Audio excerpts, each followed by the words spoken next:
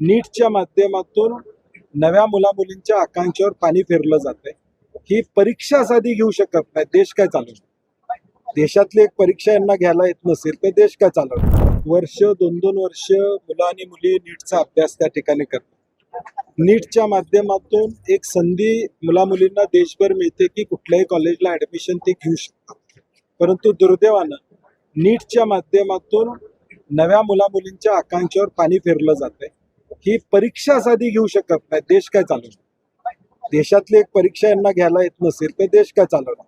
म्हणजे साधी तुम्हाला लाखभर विद्यार्थी ज्या परीक्षेत बसतात ती परीक्षा नीट तुम्हाला घेता येत नाही, तर तुम्ही पुढच्या पिढीला या ठिकाणी काय सांगताय? त्यामुळे आमची मागणी आहे, याची चौकशी तर झालीच पाहिजे, परंतु देश पातळीवर देखील याच्यावर एक वेगळी व्यवस्था त्या ठिकाणी करण्यात यावी।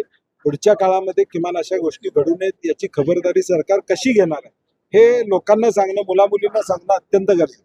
आता हा पेपर फुटला, लीक झाला म्हणून कळालं। समजा तो पेपर 4 जणांनीच घेतला असता आणि तो वापरला असता तर मग त्या 4 पुरताच झाला असता, याचा अर्थ त्या 4 मुलामुलींना फायदा झाला असता। त्यामुळे हे घडूच नाही यासाठी काय करणार हे सरकारनं स्पष्ट करणार।